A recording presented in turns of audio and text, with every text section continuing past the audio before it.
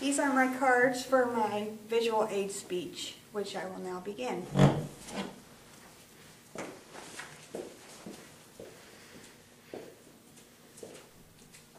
Hello, how are each of you today? I'd like to thank you for your attendance. I'm going to be giving a speech today entitled Trichotillomania, but before I do, I want to introduce myself. My name is Amy Stone. I'm a full-time student at Columbia College. I'm a wife and I'm a mom. Like I said, I want to speak about trichotillomania. It's also called trick or TTM, which you might hear me call it throughout. I want to discuss it with you. You might not be familiar with it. It's kind of a rare disorder. It's a compulsive disorder, and hopefully it won't ever affect anyone that you love, but it has affected my family. According to the MHA website, 2 to 4% of the population is affected by this every year. It affects various age groups. It damages self-esteem, relationships with peers, with family members, and it can also cause serious medical problems. It gives real meaning to the term pulling your hair out. Okay, so exactly what is trick is probably what you're asking, right? According to the Trichotillomania Learning Center, trick is a compulsive urge for one to pull their own hair. Now that can be anywhere. That can be the eyelashes, it can be anywhere on the body. So I'm going to go ahead and show you some pictures. This little girl is actually not throwing a temper tantrum. She just has trichotillomania, and that's the compulsive urge to pull her hair. As you can see, a lot of these people pull hair from their eyebrows. They pull it even from their stomach, their eyelashes, and the top of their head, to name a few places. It is related to other compulsive disorders, including OCD, which is sometimes a common one people know about, obsessive compulsive disorder. The causes are unknown for certain, but it's believed that it is environmental and genetic. There is a mutation, a gene mutation, that has been linked to this particular condition. So that's why they think that it is have some inheritance factors. My husband had trichotillomania whenever he was about 9. My daughter, my youngest daughter, Brianna, she also had it. So do I think that there's any inheritance issues? Probably, since they both had it. So now if we notice that, how will we notice if someone that we love has this? According to the ADAM website, there will be increased anxiety before they might start pulling. Also, there's a sense of gratification after they do it. You know, they get excited because they got that fix, or however you want to say it. There'll be some social behavior changes.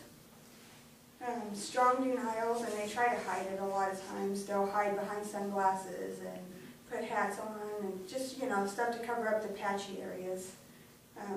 A lot of times you can notice that they're doing it whenever they're reading, whenever they're watching TV, doing simple things, sometimes even when they're going to sleep.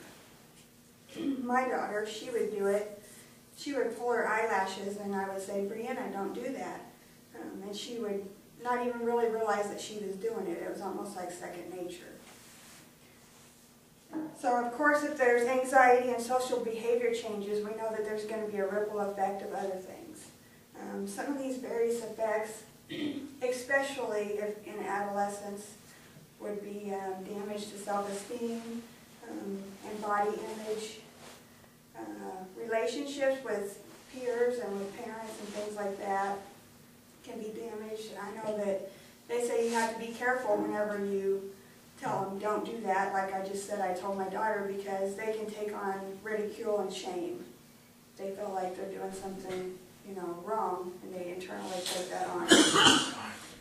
Also, medical problems, skin infections can grow in the areas where they pick and tug at the hair. Also, a lot of people pull out mass amounts of hair and they ingest it. Now, we didn't have to deal with that, but a lot of times people that have that, the hair will get in their digestive tract, and they'll have to actually have it removed because it's like a hairball that gets stuck. So it can be very dangerous. Knowing what to look for, let's look at some preventions and diagnosis, treatment, and prognosis of it. Prevention, there's really no known prevention. However, once you have TTM, you can prevent things that might trigger an episode by like reducing stress, things like that. Diagnosis, there's no known diagnosis, but many doctors will eliminate other conditions through other kinds of tests. So they'll use those tests to try to get to the end to see if it's trick.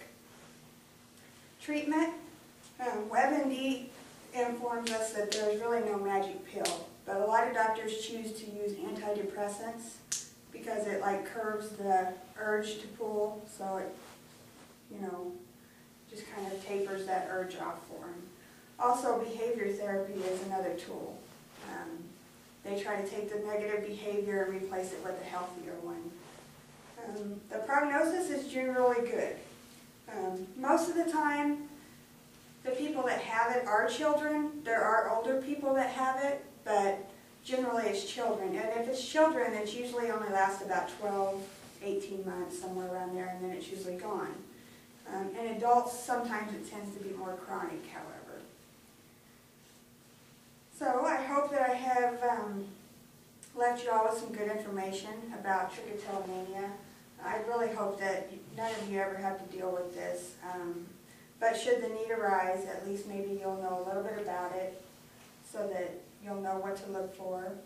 And like I said a while ago, 2 to 4% of the population has this, and while that doesn't seem like a lot, that's actually millions and millions every year that goes through this. So it is quite a few people. On a good note, I'd like to leave you on a good note.